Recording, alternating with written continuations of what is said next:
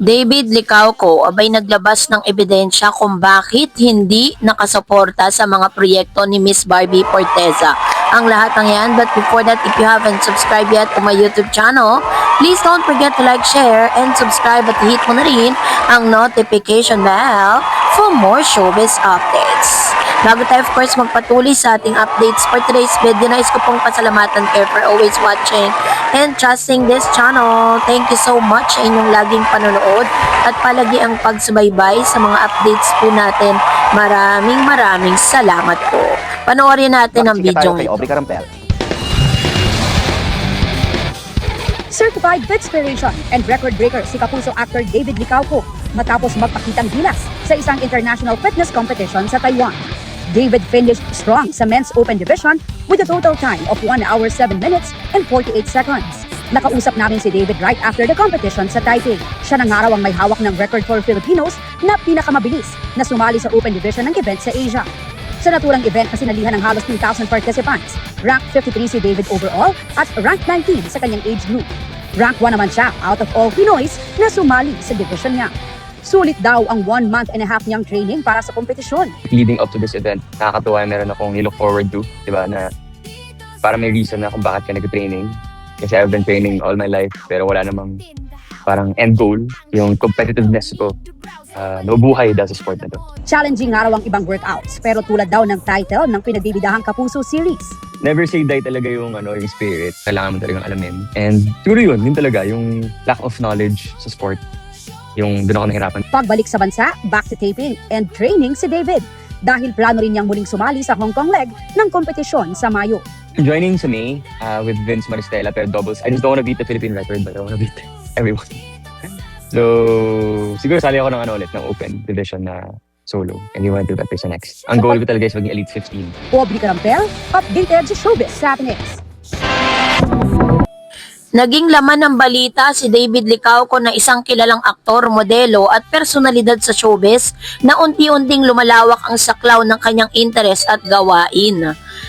Hindi lamang bilang artista, kundi bilang isang fitness enthusiast at kompetitibong atleta. Mas kilala bilang isa sa mga leading men ng GMA Network na tinaguri ang pambansang Ginoo. Pinatunayan niya kamakailan na kaya rin niyang sumabak sa physical challenge ng International High Rocks Competition. So ano nga ba ang High Rocks? Ang High Rocks ay isang competitive indoor fitness race na pinagsama-sama ang running at functional workout sa isang standardized course. Pinubuo ito ng 8 hanggang 1 kilometro ng takbuhan na kasabay ng 8 functional workouts station tulad ng sled push, sled pull, rowing burpee, broad jumps, wall ball shots, farmers carries at sandbag lunges. Ito ay dinisenyo upang sukatin ang endurance, speed at overall body efficiency ng mga atleta na kung saan ito ay mas challenging kaysa sa typical na fun run o marathon dahil sa pagkakaroon ng malalakas na strength ng components. Noong High Rocks Taipei na ginanap mula Feb 28 hanggang March 1, gumawa ng malakas na impact si David sa kanyang unang paglahok. Ayon sa ulat, nagtala si David ng oras na 1 hour and 7.48 minutes na naglagay sa kanya sa number 55 overall sa kabila ng mahigpit na kompetisyon mula sa halos 2,000 kalahok mula sa iba't ibang bansa. Siya ang fastest time sa lahat ng Filipino sa Men Open Division sa nasabing event. Isang kahangahangang debut na sinalubong ng mga suporta mula sa kapwa-artista at fans. Sa kanyang age group 30 to 34, nagtapos siya sa 19 na malaking tagumpay para sa isang first-time competitor sa ganitong klase ng fitness race. Sa isang maikling payag, sinabi ni David na kahit matagal na siyang nagtitraining, halos 1 buwan lamang ang insentibong paghahanda niya bago ang Taipei leg at labis siyang natuwa sa resulta. Dagdag niya, ang kompetisyon ay nagbigay sa kanya ng reason o layunin kung bakit niya pinaguhusay ang kanyang training na parang fitness goal na may malaki kaysa sa personal na workout routine. So, hindi lamang yun, hindi lamang simpleng paglahok ang ginawa ni David. Nagmarka siya bilang isa sa pinaka-competitive na Filipino na lumahok sa Hyrox Asia. Dahil sa kanyang oras at ranking, siya ang kinilala bilang number 1 Filipino competitor sa Hyrox Taipei Open Division sa buong Asia. Bukod sa pagiging aktor, na ipakita niya na kaya rin niyang na patuloy na talagang lumaban at representa ang Pilipinas. So dahil po dito, ito po'y pinag-usapan ng malala sa social media. Dahil talaga namang si Mr. David Licauco po ay nag-i-explore ng mas maraming bagay bukod sa pagiging aktor, businessman. Ngayon ay nakikipag-compete na rin siya sa pamamagitan ng kanyang workout.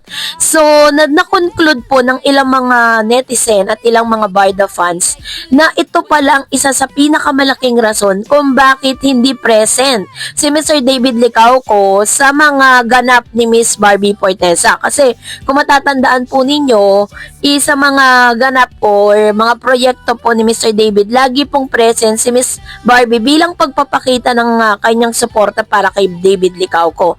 Pero syempre, nagtampo din yung mga fan. Bakit nga naman wala si David doon? Samantalang si Barbie napaka-supportive sa kanya.